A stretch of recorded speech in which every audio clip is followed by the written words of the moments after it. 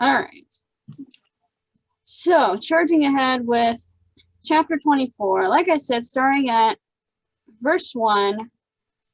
So, obviously, Paul has seen a good amount of trouble. We recall in 23, he was before the council, he was before the high priest Ananias, and then the tribune put him back into his care and custody in the barracks, but then the Jews took an oath to not drink or eat anything until Paul had been killed. So then the tribune goes ahead and sends Paul off to Felix after he was notified by Paul's nephew. We discussed briefly about how that is one of the few times, very, very few times, that we hear anything of Paul's family. Yeah, so then Paul is sent to Felix, the governor in Caesarea, and that is where we catch up with him in chapter 24.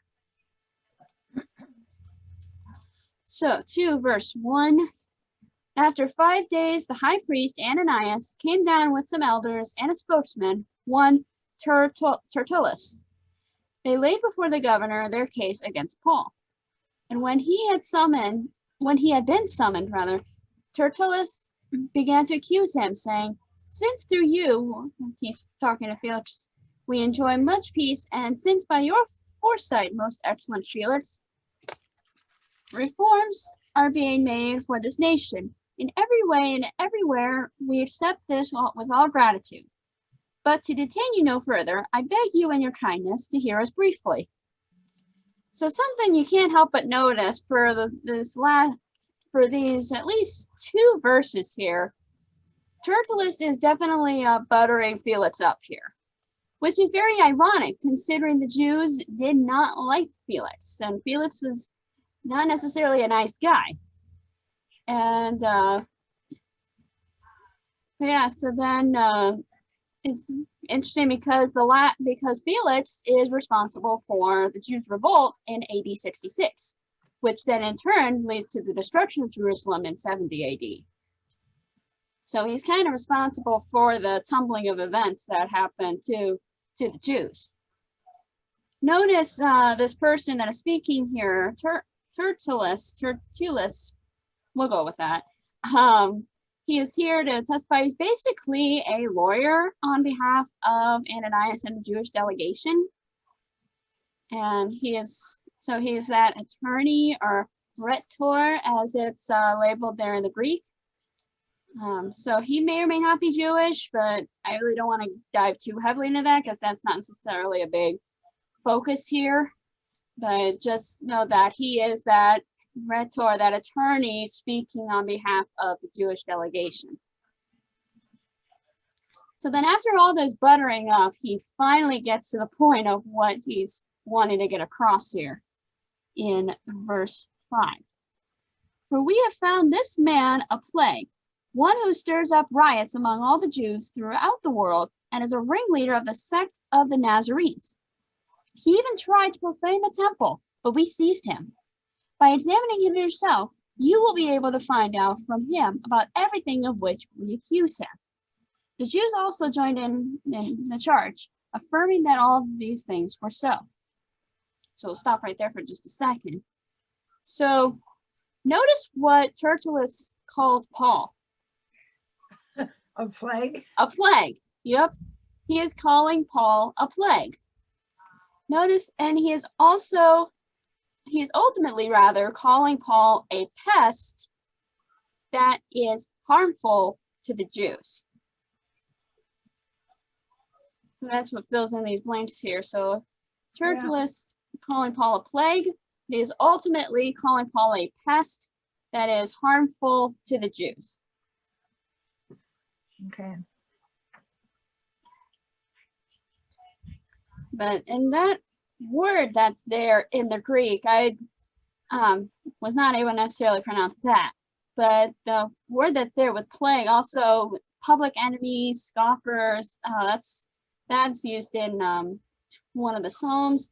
Worthless men basically is it's not a good term that he's using against Paul here. Okay. And notice something else that he calls Paul as he is accusing him. He is a ringleader of the sect of the Nazarenes. This is in reference to Christianity.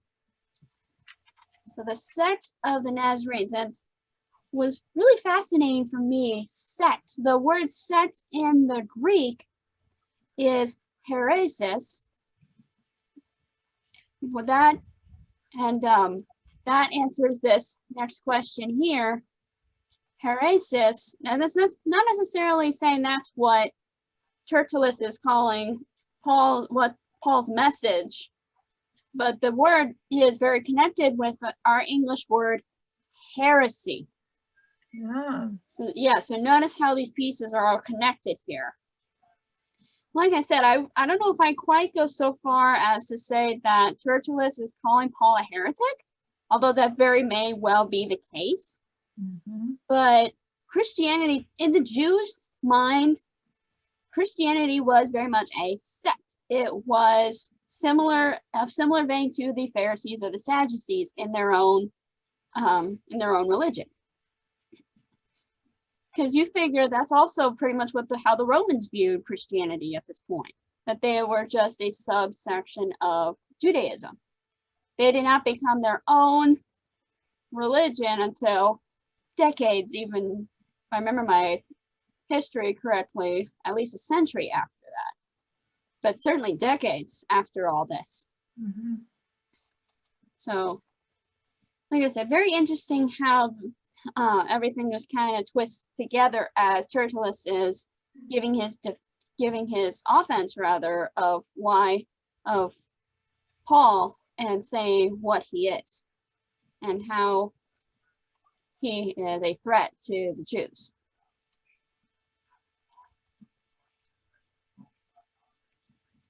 Then Paul finally is able to give his own defense. So, verse 10.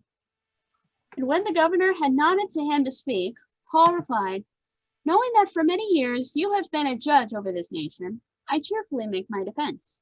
You can verify that it is not more than 12 days since I went up to worship in Jerusalem, and they did not find me disputing, with anyone or stirring up a crowd, either in the temple or in the synagogues or in the city. Neither can they prove to you what they now bring up against me. But this I confess to you, that according to the way which they call a sect, I worship the God of our fathers, believing everything laid down by the law and written in the prophets, having a hope in God, which these men themselves accept, that there will be a resurrection of both just and the unjust. So I always take pains to have a clear conscience toward both God and man. Now, after several years, I came to bring alms to my nation, and to present offerings. While I was doing this, they found me purified in the temple, without any crowd or tumult. But some Jews from Asia, they ought to be here before you and to make an accusation, should they have anything against me. Or else let these men themselves say what wrongdoing they found when I stood before the council. Other than this one thing that I cried out while standing among them, it is with respect to the resurrection of the dead that I am on trial before you this day. So quite the interesting defense here. Notice the difference between Paul's defense and Tertullus's offense. Tertullus doesn't necessarily go into quite as much detail about what it is that Paul is accused of doing. I mean, he certainly lists that he has even tried to profane the name of the temple, but they were able to seize him. But that's really the only thing that Tertullus has going for him. Meanwhile, Paul is able to dispute all of these claims. First off, he lists that he has not been in Jerusalem long enough to cause all this trouble that they are claiming against him. The second is that the Jews just plain simply cannot bring sufficient evidence against Paul and why he's a plague.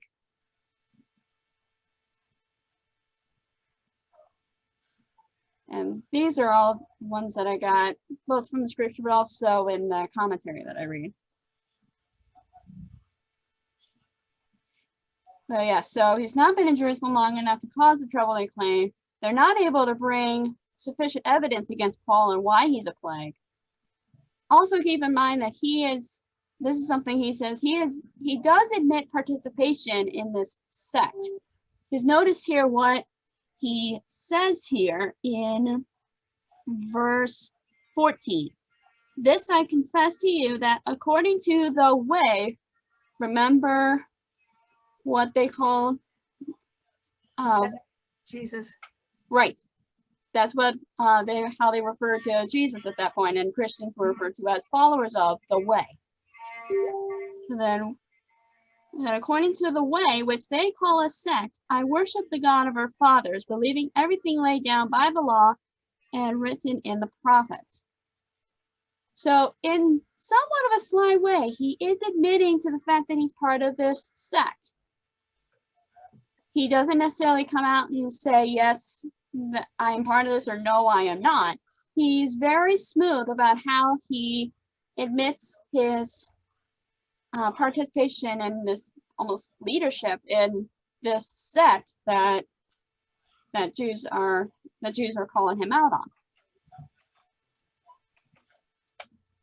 And he also points out in verse 18 that while he was doing this, that they found me purified in the temple without any crowd or tumult. And then he goes on about the Jews from Asia. That he's basically saying here is like, I have done nothing wrong. Mm-hmm. And here's my claims that I can prove to you that I can back this up.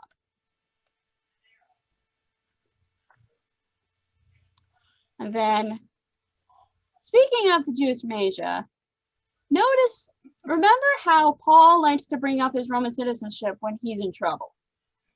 He does it again. He's got that ace up his sleeve. Right. Well, and this is a little different than what he's done before. He doesn't necessarily flat out remind Felix that he's a Roman citizen. Felix knows this already. Yeah. He is very much aware of this. What he does remind Felix of, so I guess proper term is that Paul shows off his knowledge of Roman law rather than his citizenship. Mm. But notice here in verse 19, referring to the Jews from Asia, they ought to be here before you to make an accusation, should they have anything against me. Remember, the Jews from Asia are the ones that started this whole mess for Paul. But notice who is not a part of this crowd that is there in Caesarea. Mm-hmm.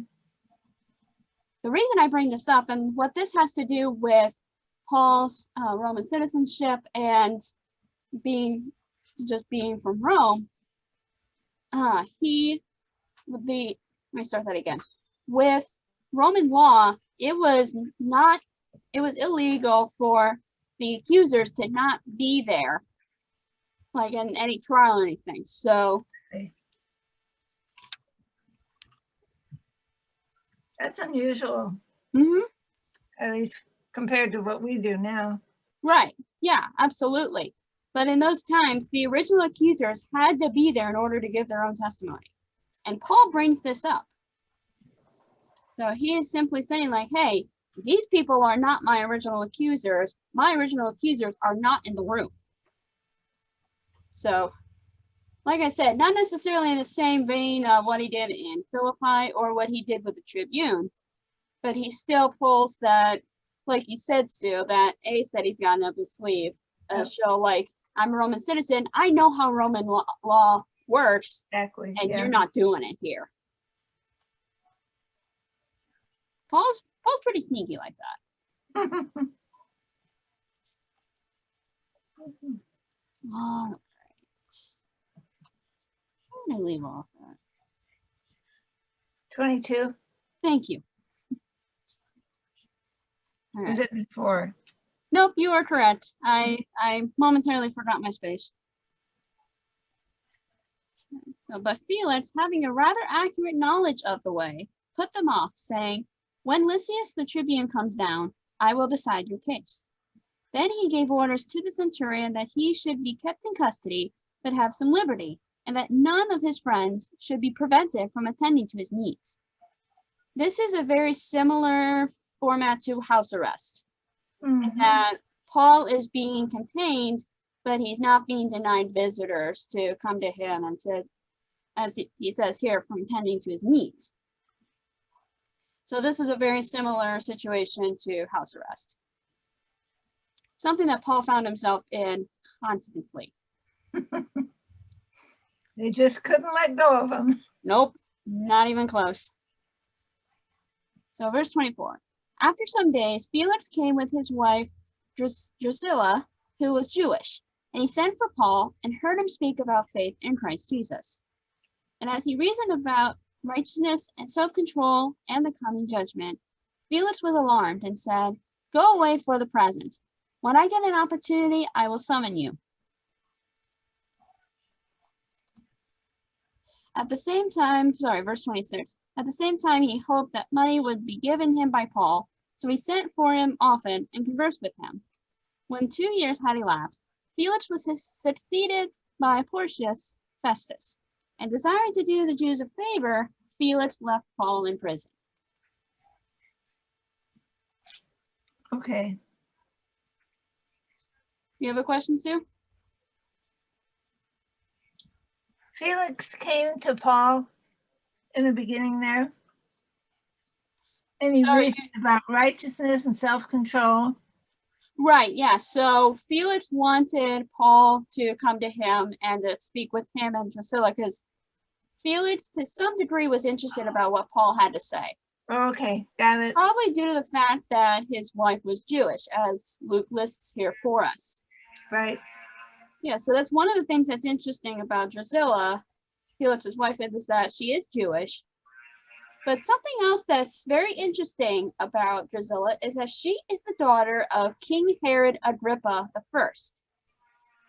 Remember who was king in chapter 12 of Acts?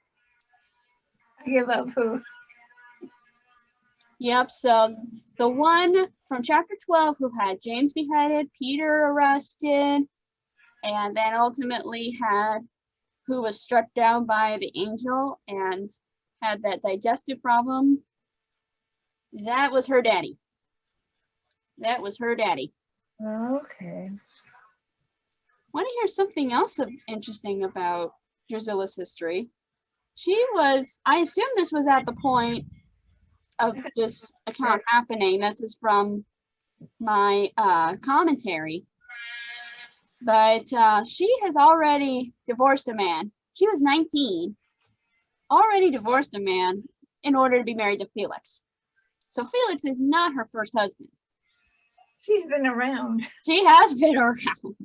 Yeah. Like I said, that's according to the commentary that I've been reading throughout this. But I found that very interesting. She's gotten around. Plus, she happens to be the daughter of a very violent family. Because keep in mind, the King Herod line, we heard about that, was that not this past Sunday, but the Sunday before that gospel lesson. Mm-hmm. That's a very violent family. Yeah.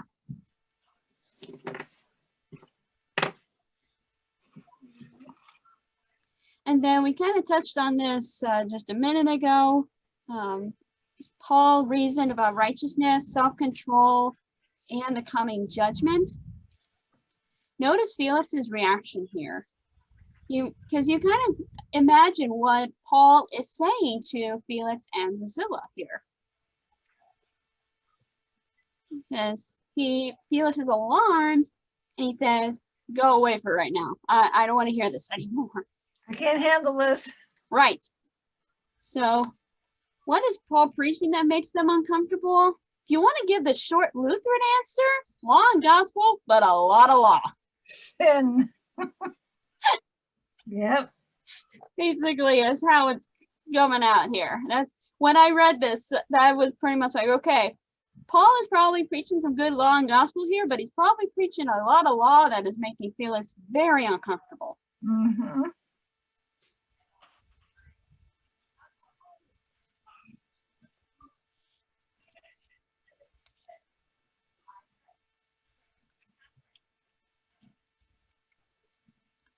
notice in verse 26 here what is being said, how Felix, while he's listening to Paul and all of this, he's still expecting some kind of bribe given to him by Paul. He is basically in this for the money, because he knows who Paul is, and this, keep in mind, that is not something that is legal, but he's still hoping for that bribe from Paul.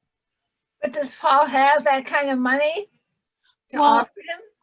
So earlier in verse 17, he mentions, after several years, I came to bring alms to my nation and to present offerings.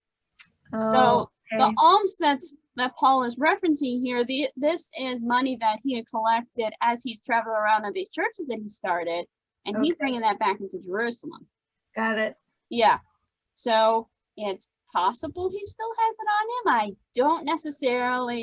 I wouldn't necessarily say he'd have all of that with him. I'd assume he was able to get rid of it before all this nonsense started. Yeah. But he knows that Paul has money, whether it's on him or in some connection. Yeah. So it's, yeah. So that's kind of where Felix is going here.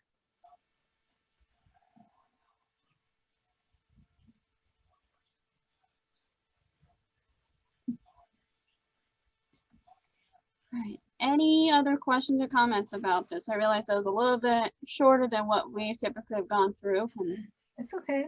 Yep, I didn't realize how short it was until I finished up and I kind of worked on the report sheet. It's like, oh well, we'll just make up for it next time or something. Quick one, yeah. There you go. Yeah. So. Good information, though. Mm-hmm. Absolutely, yeah.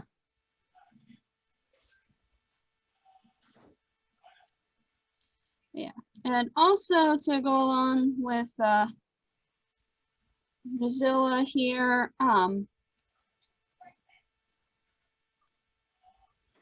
so it's very possible that, because if you notice, if you look over in chapter 25, verse 13, we meet Agrippa. We'll talk a little bit about this next week when we fully cover chapter 25. But so we've met Drusilla. We already met her father back in chapter 12.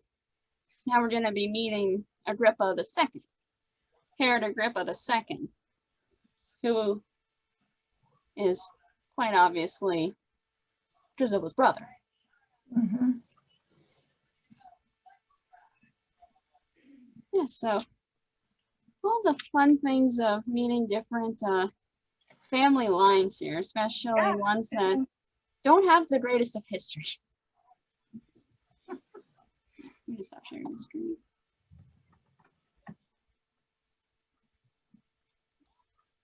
So I state this again, just because we are now 4 chapters till the end of Acts. Please continue thinking of what is something you would like for us to cover. Oh, okay.